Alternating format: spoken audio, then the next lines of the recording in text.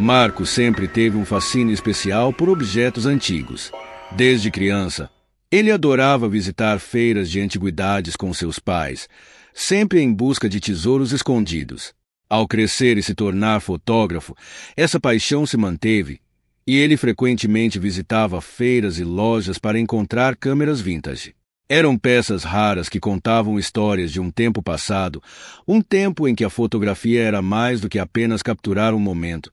Era uma arte de verdade, que envolvia esforço, paciência e técnica. Em um sábado nublado, Marcos estava vagando por uma feira de antiguidades no centro da cidade. Ele já havia passado por várias barracas, mas nada havia chamado sua atenção. Até que, em uma esquina, avistou um pequeno estande que parecia escondido dos outros. A luz fraca do sol refletia em uma peça em particular, uma câmera antiga que parecia bem cuidada, mas com uma aparência estranha, quase sobrenatural. O vendedor era um homem de meia idade, com cabelos grisalhos e um sorriso discreto no rosto. Ele observava Marcos se aproximar com um olhar quase cúmplice. Interessado na câmera, jovem, perguntou o homem, com uma voz rouca e carregada de um sotaque indefinido. Marcos, sem tirar os olhos da câmera, respondeu: "Sim, ela parece única. De que época é essa peça?" O vendedor hesitou por um momento, como se estivesse escolhendo as palavras cuidadosamente. "Essa câmera tem uma história longa, já pertenceu a muitos fotógrafos, cada um com uma sorte diferente, por assim dizer. Não é apenas uma peça de decoração, é uma câmera funcional." Intrigado, Marcos pegou a câmera em suas mãos. Era uma peça pesada, feita de metal escuro e madeira envelhecida. Seus botões estavam gastos, mas ainda funcionavam perfeitamente. Havia algo de estranho nela, algo que ele não conseguia explicar, mas que o atraía de maneira irresistível. "Quanto custa?" perguntou Marcos, tentando não demonstrar muito interesse para conseguir um bom preço. O homem sorriu novamente, mas dessa vez o sorriso parecia mais forçado. "Para você, que parece apreciar a arte da fotografia, eu deixo por um preço simbólico. Apenas tome cuidado com ela. Dizem que essa câmera tem o poder de capturar mais do que apenas imagens." Marcos riu da última frase. Ele não acreditava em superstições ou lendas sobre objetos amaldiçoados.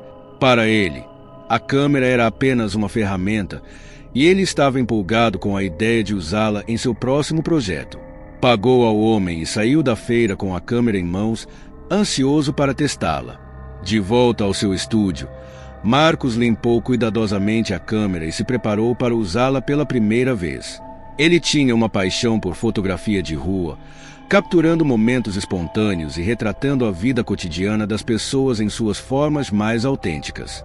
Para ele, uma câmera antiga como aquela seria perfeita para esse tipo de trabalho, adicionando uma camada extra de autenticidade às suas imagens. No dia seguinte, ele saiu cedo, antes do sol nascer. As ruas da cidade ainda estavam tranquilas, com poucos carros e algumas pessoas começando o dia. Ele caminhou por bairros antigos, onde a arquitetura e o ambiente criavam cenas perfeitas para suas fotos. Marcos tirou várias fotos naquele dia, capturando desde crianças brincando nas ruas até idosos sentados em praças, contemplando o movimento da cidade. A câmera, apesar de antiga, funcionava perfeitamente, o que o deixou ainda mais satisfeito com a compra. Quando voltou para casa, no final da tarde, ele começou a revelar as fotos no seu laboratório improvisado. À medida que as imagens começaram a se formar no papel fotográfico, algo estranho chamou sua atenção. Em uma das fotos, onde ele havia capturado um homem caminhando sozinho por uma rua estreita, havia uma figura adicional. No canto da imagem, uma sombra distorcida parecia seguir o homem, quase como se estivesse esperando por ele. Intrigado, Marcos decidiu que talvez fosse apenas um erro no processo de revelação. Às vezes, essas câmeras antigas podiam causar distorções, especialmente se as lentes não estivessem completamente limpas. Ele continuou revelando as outras fotos, mas em cada uma delas havia algo de estranho. Em uma imagem de uma mulher caminhando com um cachorro, ele podia ver uma sombra semelhante à primeira, espreitando ao fundo. Em outra, de um grupo de crianças jogando bola, a sombra estava mais próxima, quase interagindo com as pessoas na foto. O incômodo começou a crescer. Marcos não acreditava em fantasmas ou entidades sobrenaturais, mas as fotos eram perturbadoras demais para serem ignoradas. Ele guardou as imagens, decidido analisá-las com mais calma no dia seguinte. Na manhã seguinte, Marcos estava tomando café e assistindo ao noticiário na televisão. Ele ainda pensava nas fotos estranhas que havia revelado na noite anterior, tentando encontrar uma explicação racional para o que havia visto. Foi então que uma notícia chocante capturou sua atenção. Homem encontrado morto em uma rua do centro da cidade, dizia o repórter. A tela mostrava imagens da polícia isolando a área. Para o horror de Marcos, o homem que aparecia na tela era o mesmo que ele havia fotografado 2 dias antes. O repórter continuou a descrever o crime, dizendo que o homem havia sido brutalmente assassinado, mas não havia testemunhas nem pistas sobre o que havia acontecido. A única coisa estranha era uma marca no corpo da vítima, como se alguém ou algo tivesse seguido antes do ataque. Marcos ficou paralisado. Ele reconhecia o homem da foto, e o que o deixou ainda mais perturbado foi a lembrança da sombra na imagem. Seria possível que ele tivesse capturado algo relacionado ao assassinato. A ideia parecia absurda, mas as coincidências eram perturbadoras demais para serem ignoradas. Ainda relutante em acreditar no que estava acontecendo, Marcos decidiu olhar novamente as fotos. Ele pegou a imagem do homem na rua e examinou a sombra. Quanto mais ele olhava, mais parecia que a figura distorcida estava realmente lá, seguindo a vítima. Marcos sentiu um calafrio subir pela espinha. Foi nesse momento que ele decidiu parar de usar a câmera. Ele não sabia o que estava acontecendo, mas algo estava claramente errado. E ele não queria ser parte de mais nenhum incidente estranho. Nos dias que se seguiram, Marcos tentou voltar à sua rotina normal. Ele evitou olhar para as fotos e deixou a câmera guardada em um canto do estúdio, longe de seu campo de visão. Contudo, a sensação de que algo estava errado continuava a atormentá-lo. Uma semana depois, ele decidiu revisar as imagens novamente. Agora que algum tempo havia passado, talvez ele estivesse mais calmo e pudesse ver as coisas de forma mais clara. No entanto, ao olhar as fotos mais uma vez, o desconforto só aumentou. Dessa vez, ele decidiu assistir ao noticiário local, algo que raramente fazia. Ele queria saber se havia ocorrido outro assassinato que pudesse estar relacionado às suas fotos. E, para seu horror, outra vítima apareceu. Dessa vez, era uma mulher que ele havia fotografado com seu cachorro. A reportagem explicava que a mulher havia sido encontrada morta em circunstâncias semelhantes às do primeiro assassinato. Marcos ficou em choque. Não podia mais negar que havia algo muito errado acontecendo. As fotos que ele tirava com aquela câmera pareciam prever assassinatos. O ciclo continuava. As imagens capturadas pela câmera se revelavam presságios mortais. Em cada uma delas, a sombra estava presente, sempre espreitando, sempre próxima de uma vítima. Marcos não sabia o que fazer. Ele tentou alertar as autoridades, mas ninguém o levou a sério. Afinal, quem acreditaria que uma câmera poderia prever assassinatos? Marcos estava em um estado de constante paranoia. Ele mal conseguia dormir, e quando o fazia, tinha pesadelos terríveis com as fotos e as sombras. A situação ficou ainda pior quando ele revelou uma nova foto, desta vez de si mesmo. Na imagem, Marcos estava em um beco escuro, coberto de sangue. A sombra, que até então sempre havia aparecido como um vulto distante, agora estava ao seu lado, quase o envolvendo. Marcos ficou paralisado diante da revelação. Ver a própria imagem naquela situação aterrorizante fez seu coração disparar. A câmera, até então uma ferramenta inofensiva e antiquada, havia se tornado o veículo de uma maldição que ele não conseguia entender. Ele estava envolvido de uma maneira que jamais imaginaria, e a sombra, que até então parecia seguir outras vítimas, agora estava ao seu lado, quase fundida a ele. Desesperado, Marcos começou a revirar suas anotações, os jornais e as fotos anteriores, tentando encontrar alguma conexão que pudesse ajudá-lo a entender o que estava acontecendo. Cada nova descoberta só tornava as coisas mais confusas. A câmera parecia não apenas capturar imagens, mas prever mortes com uma precisão assustadora. E agora, ao que tudo indicava, ele próprio seria o próximo na lista. Uma ideia perturbadora tomou conta de sua mente. Seria possível que a câmera estivesse tentando controlá-lo. E se a sombra não fosse apenas uma entidade que seguia as vítimas, mas algo que possuía a capacidade de influenciar a própria realidade? Marcos começou a sentir que a presença sombria que ele via nas fotos estava se aproximando dele também no mundo real. Pesadelos com assombro o perseguiam todas as noites, e ele podia jurar que, em momentos de distração, via a figura nos cantos de sua casa, espreitando, esperando.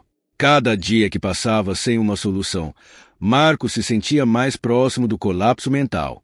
Ele começou a perceber que a única maneira de tentar evitar seu destino era encontrar alguma maneira de romper com o ciclo. Mas como fazer isso? Ele se perguntava se deveria queimar a câmera, enterrá-la, ou até mesmo destruí-la de qualquer forma possível. Contudo, algo dentro dele o impedia de tomar essa atitude, como se uma força invisível o controlasse. Enquanto o tempo passava, Marcos teve uma revelação sombria. E se ele pudesse usar a câmera a seu favor, talvez, ao fotografar o cenário de sua própria morte antes que ela acontecesse, ele pudesse descobrir uma maneira de evitá-la. Com essa ideia em mente, ele decidiu tirar uma última série de fotos, agora com um objetivo mais sinistro: registrar sua própria sobrevivência. Marcos saiu de casa naquela noite, carregando a câmera com uma mistura de medo e determinação. Ele sabia que a sombra estava sempre próxima, e o fato de que a foto mostrava o cenário de sua morte o assustava profundamente. Decidiu visitar o beco escuro onde, na foto, ele parecia ser vítima de algo horrível. Talvez, se ele estivesse lá antes de a tragédia acontecer, pudesse descobrir como mudar o curso dos eventos. Ao chegar no local, ele sentiu um frio cortante, como se o ar ao redor estivesse carregado de algo sobrenatural. O beco estava deserto, iluminado apenas pela fraca luz de um poste distante. Ele ergueu a câmera, respirando fundo, e tirou uma foto do lugar, esperando que o flash revelasse algo que ele ainda não sabia. Quando a foto se revelou no visor digital improvisado que ele havia adaptado à câmera, a imagem era clara. Marcos estava ali, como na fotografia anterior, mas agora, a sombra não estava apenas ao seu lado. Ela parecia estar emergindo dele, como se a escuridão estivesse se espalhando por seu corpo, consumindo lentamente. A visão foi tão chocante que ele deixou a câmera cair no chão. De repente, ele ouviu passos atrás de si. Lentamente, Marcos se virou, o coração batendo com força no peito. Lá estava a figura, finalmente revelada. Um homem encapuzado, com um sorriso sinistro no rosto, caminhava em sua direção. Não era apenas uma sombra amorfa. Agora, a entidade parecia mais real do que nunca. "Eu sabia que você viria", disse a figura, sua voz carregada de uma calma perturbadora. "Você e todos os outros que possuíram essa câmera sempre voltam ao lugar onde tudo termina." Marcos tentou recuar, mas a escuridão parecia engolir seus movimentos, tornando suas pernas pesadas. "O que você quer de mim?" ele gritou, desesperado.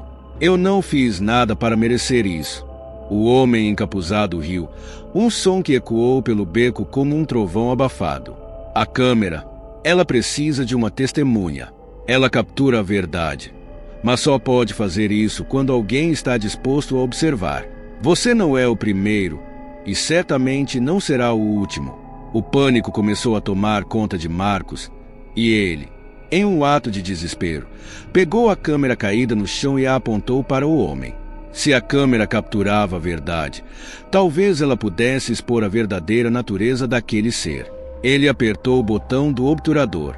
O flash iluminou o beco por um breve segundo, e, quando a luz se dissipou, o homem havia desaparecido. Marcos olhou para a foto revelada na câmera e, desta vez, a imagem o chocou ainda mais. Ele estava sozinho no beco, mas algo parecia diferente. A sombra que antes o acompanhava não estava mais lá, mas, em vez disso, seu próprio reflexo parecia vazio, sem alma. Era como se algo tivesse sido retirado dele. Sentindo-se mais leve, mas também estranhamente esgotado, Marcos voltou para casa. A sensação de alívio misturada com confusão o acompanhava. O que havia acontecido? Ele havia quebrado a maldição ou apenas dado início a algo ainda mais perigoso? Nos dias seguintes, Marcos tentou seguir com sua vida, mas as lembranças daquela noite no beco nunca o deixaram em paz. Ele se afastou da fotografia, evitando até mesmo olhar para a câmera que, agora, estava guardada em uma caixa no fundo de um armário. Ele não sabia se o ciclo havia sido quebrado ou apenas interrompido temporariamente, mas uma coisa era certa: ele não queria mais nada com aquele objeto. Algum tempo depois, Marcos decidiu que era hora de se livrar da câmera. Ele a levou para uma loja de antiguidades, a mesma onde a havia comprado, e a deixou lá, esperando que ela desaparecesse de sua vida para sempre. Semanas depois, um jovem entusiasta de fotografia, com os olhos cheios de curiosidade, entrou na mesma loja de antiguidades e avistou a câmera. Ela parecia antiga, mas ainda em perfeito estado. Algo sobre ela chamou sua atenção e, sem pensar duas vezes, ele decidiu comprá-la. O ciclo estava apenas começando novamente.